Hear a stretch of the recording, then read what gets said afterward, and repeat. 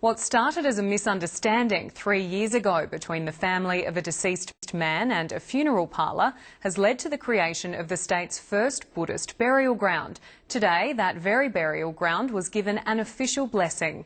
ABC reporter Chris McLaughlin explains how it all came about.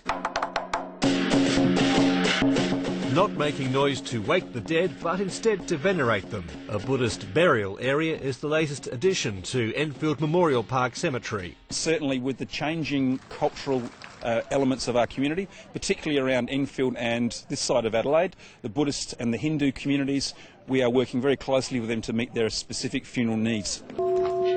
It took a misunderstanding for the project to take root when relatives of a Buddhist man wanted to claim remains after his cremation, according to practice, but found them ground to ash.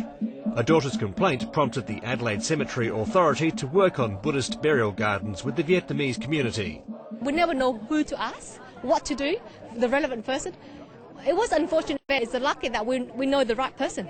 We asked, Lan asked me to ask Robert, and I asked him and said, "Oh, I love to do that. We could work together." I saw the map on the wall that say that all the area in this cemetery there's no Buddhist section, and I remember that as my master always said that he wished to have a section for Buddhists to bury in the cemetery.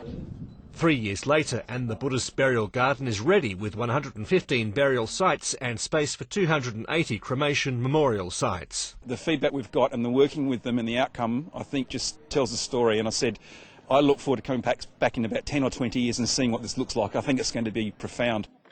The garden is also a sign of the state's continual growth in diversity. When we talk about Buddhism, you have people from Vietnamese, from Cambodia, Sri Lanka and China who are all celebrating and are Buddhists.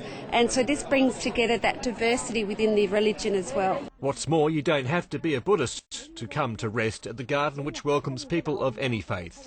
Chris McLaughlin, ABC News, Adelaide.